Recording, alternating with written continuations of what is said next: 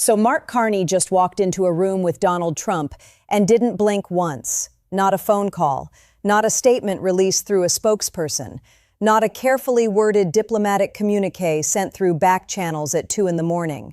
Face to face, same table, live cameras. G7 summit in Hiroshima, with every Democratic leader on earth watching from the next room and 400 million people watching from their living rooms. And what happened in that room? Delivered quietly, without anger, without theater, without a single raised voice, left the White House unable to issue an official response for 14 hours. 14 hours. In an administration that tweets before breakfast, that responds to every story within minutes, that treats silence as surrender, 14 hours of nothing. The image is already on the front page of every major newspaper in the world. Carney leaning slightly forward, a bound document open in front of him, speaking directly across the table at Trump. Trump sitting opposite. Still, mouth slightly open, processing something he did not prepare for and had no answer to. The composed Canadian Prime Minister, the silent American President. Two leaders, one table, one room, and everyone in it, and everyone watching it, understanding in the exact same moment that something had just fundamentally changed. Not in the trade war, in the question of who actually holds power in this relationship and who simply performs it. Warren Buffett, 70 years in boardrooms, owner of one of the largest rail networks in America, a man who has watched power tested against preparation more times than anyone alive, watched the exchange and said it was the most instructive display of negotiating dynamics he had witnessed in decades. The person who is prepared always defeats the person who is confident, always. Confidence without preparation is performance. Preparation without confidence is unnecessary, because the facts provide their own confidence. But the single line that cut through everything, that landed in the silence of a room full of the most powerful people on earth and stayed there, is what Carney said at the exact moment Trump tried to interrupt. 12 words, no heat, no hesitation, no doubt whatsoever about which side of that table had done the work. I have the numbers, you have the talking points, the room knows. When you understand what this meeting was supposed to look like, what the White House had planned, what Carney brought with him and why 14 hours passed before Washington could string together a single sentence in response, and what Buffett said about the one principle that explains every second of it, you'll understand why this wasn't a diplomatic confrontation. It was the moment the world watched, in real time on live cameras, at the most powerful table on earth, preparation walk into a room and defeat confidence without raising its voice once. Hit subscribe, because what happened in that room will be studied in diplomacy courses, negotiation seminars, and political science programs for the next 50 years. And it started with a binder. To understand how this happened, you need to understand what was supposed to happen, because the gap between the two is where the entire story lives. The G7 summit in Hiroshima was originally routine: global economic coordination, security alignment, the standard agenda of a leaders' gathering that happens every year in a different city and produces the same communiques in slightly different language. But the US-Canada crisis had consumed everything by the time the summit convened. European leaders, Asian partners, the Japanese hosts, all of them had spent weeks pressing for direct engagement between Trump and Carney. The logic was straightforward. Put them in the same room, surround them with allied heads of state who have a stake in de-escalation. See if proximity produces what distance hasn't. The White House agreed to a structured bilateral, controlled format, agreed talking points, limited time frame, cameras for the opening remarks only, then the room cleared for private discussion. Ottawa agreed to the format, agreed to the timeline, did not agree to the script. Washington prepared Trump the way it always prepares him for summits: broad, confident, non-committal. Tremendous relationship. Nobody respects Canada more. We want fairness, and I think we're going to find it. The strategy was simple: project engagement, avoid specifics, leave the room having performed dialogue without producing any, create the appearance of progress with none of the substance of concession. The press expected exactly that. a handshake, a photo. Parallel press conferences afterward where each side claimed movement. That is what G7 bilaterals produce. That is what the format was built to produce. Carney came with a binder, 147 pages, personally prepared over 2 weeks with a team of economists, trade analysts, and diplomatic strategists. Not talking points, not negotiating positions, an evidentiary presentation, the kind of document a central bank governor, which Carney was twice, brings to a board of directors when the institution is in crisis and performance is no longer an acceptable substitute for facts. Every dimension of the trade war, documented, sourced, cited, category by category. He understood something the White House apparently did not. This was not a meeting.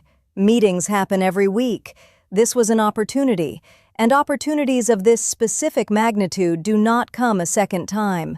The room was set in standard bilateral format, rectangular table, Trump and Carney seated opposite each other at the center, delegations flanking each leader, flags positioned behind, pool cameras at the far end for opening remarks. The other G7 leaders were not at the table. They were in an adjacent room, watching the live feed on screens. France, Germany, the UK, Italy, Japan, the EU, all of them watching. 300 journalists from every major international outlet watching the same feed one floor below. Carney was already seated when Trump entered. The dossier was on the table in front of him, centered, cover page up, opened to the first page. He waited. Trump went first. 90 seconds of exactly what the White House had prepared, practiced, easy, expansive. The fluency of a man who has filled 10,000 rooms with his voice and learned exactly how much space confidence can occupy before anyone checks whether there's substance behind it. It's great to be here with Prime Minister Carney. Great. A lot of people said this wouldn't happen, and here we are. We have a tremendous relationship with Canada, tremendous country, and I think we're going to work things out. We want fairness. That's all we've ever wanted. Fair terms for the American worker. Fair terms for the Canadian worker. And I think Mark and I can find that. Gestures. Warmth directed at the cameras. The posture of a man who believes presence alone is power. Staff along the walls nodded. The format was holding. The White House press coordinator signaled the camera operators, opening remarks concluding. Time for the room to clear. Then Carney responded. 15 seconds in, every person in that room understood the cameras were not going anywhere. No warmth reciprocated, no smile, no acknowledgement of the tremendous relationship, no pretending the last 2 years had been anything other than what they were. He looked directly at Trump, not the cameras, not the delegations, not some diplomatic middle distance, at Trump. And he spoke in a register nobody in that room had heard from him before, quiet, still, completely without performance. Mr. President, I appreciate the opportunity to speak directly, and I intend to use it, not for pleasantries, but for facts. Because the facts are what this conversation has needed for 2 years, and the facts are what I've brought. His hand went to the dossier. The room shifted. Staff exchanged glances. The press coordinator froze. The camera operator stayed. Carney began. 22 minutes. Without a single interruption, the precision of a central banker presenting to a finance ministry committee, the kind of room where performance earns contempt and numbers earn respect. He opened with the cost to the United States, not rhetoric, numbers.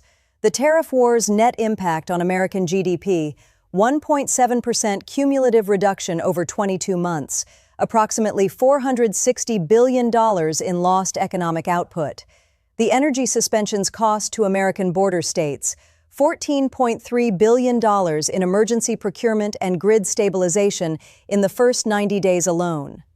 The defense realignment's cost to American contractors, 480 billion euros in lost European procurement over 15 years, $97 billion in immediate market capitalization losses across the defense sector.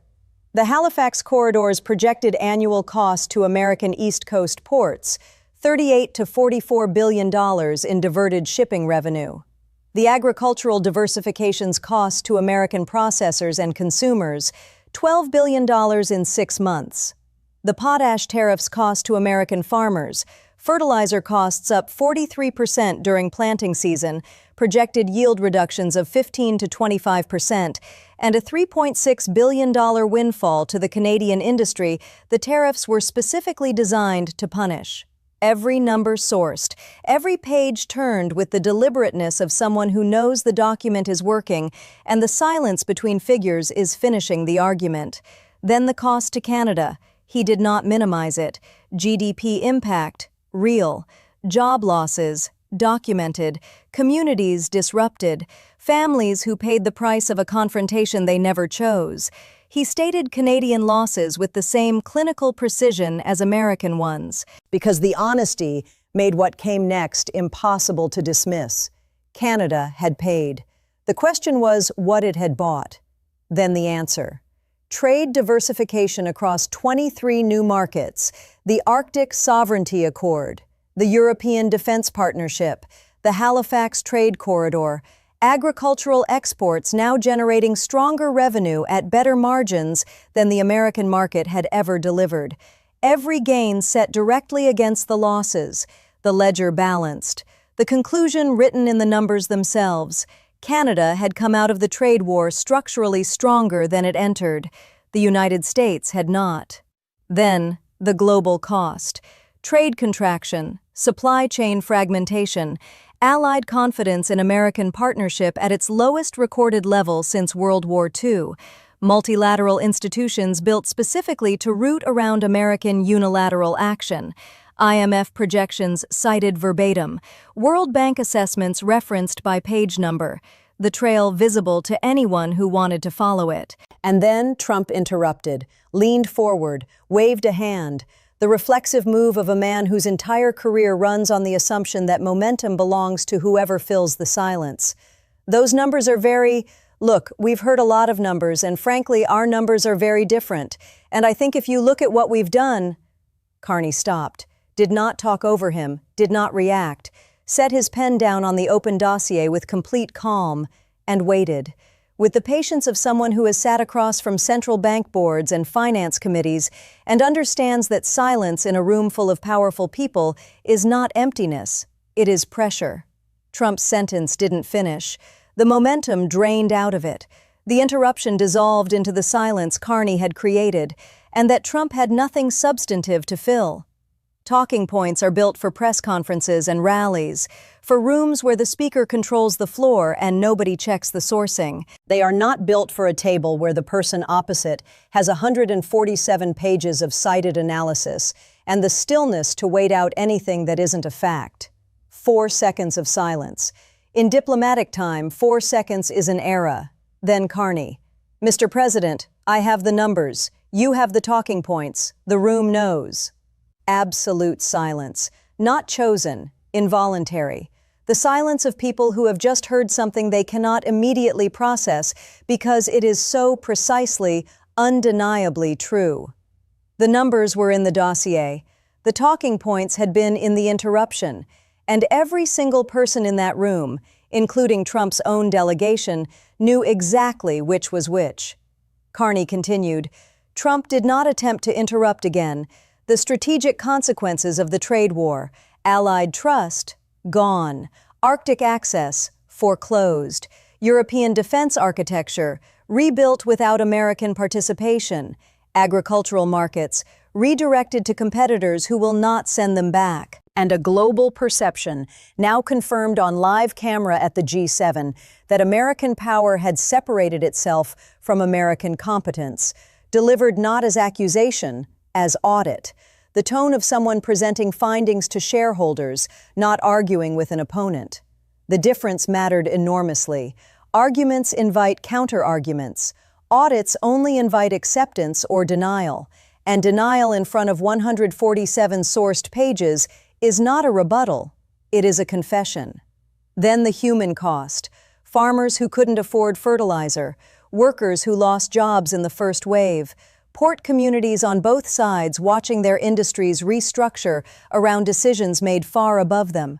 Families, American and Canadian both, who bore the weight of a confrontation they had no part in starting. Carney's voice shifted here, slightly slower, the cadence of a man who understood that every number in the dossier was also a person. Then the path forward: specific, measurable, technical, tariff rollback timelines, diplomatic restoration protocols, energy cooperation frameworks, presented not as demands but as engineering specifications, not what I want, what the structure requires to hold. He closed the dossier. The soft, firm sound of the cover closing was audible on the broadcast feed. He looked at Trump one final time. "Mr. President, I did not come here to negotiate. Negotiation requires both sides to bring something to the table.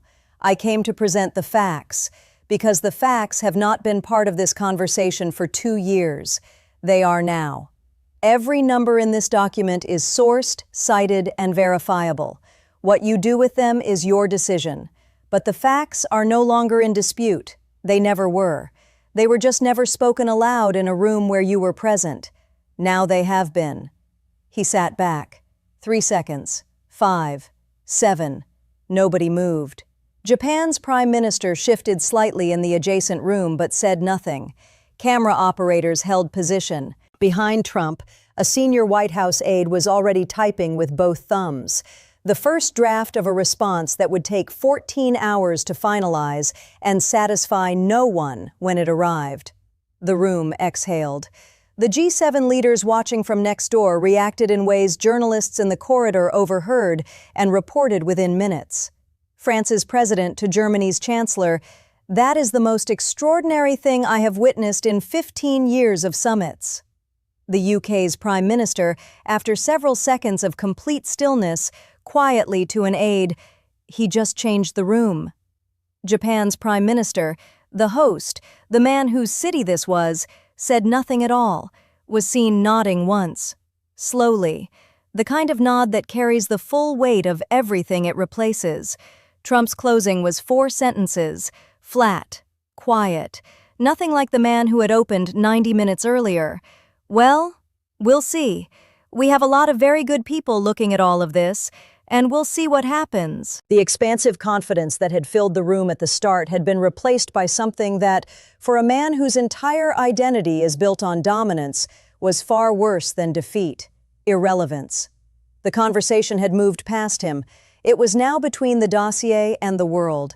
Trump was no longer steering it, he was in it, as a subject.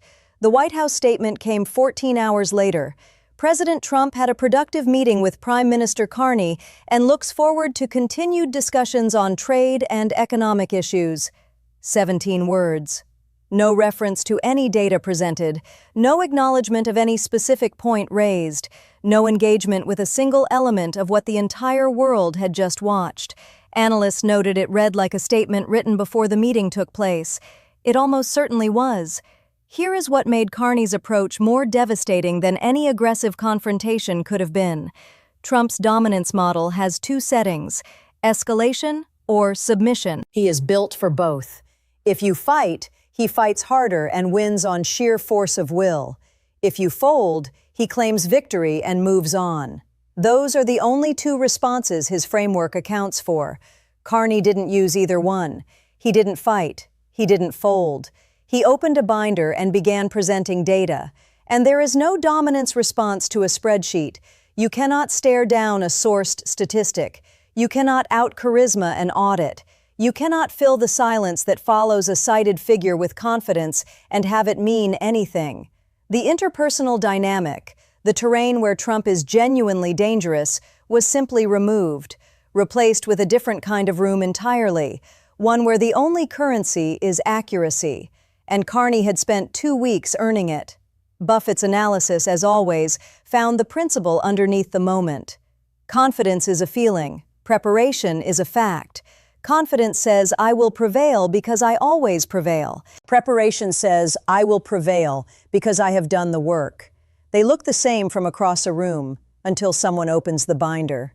The moment they open the binder, the room separates instantly and permanently into the person who prepared and the person who performed, and it never goes back. 7 decades of boardrooms. The same pattern every time. The CEO with the confident handshake, the activist investor with the analysis. Every time, the binder wins.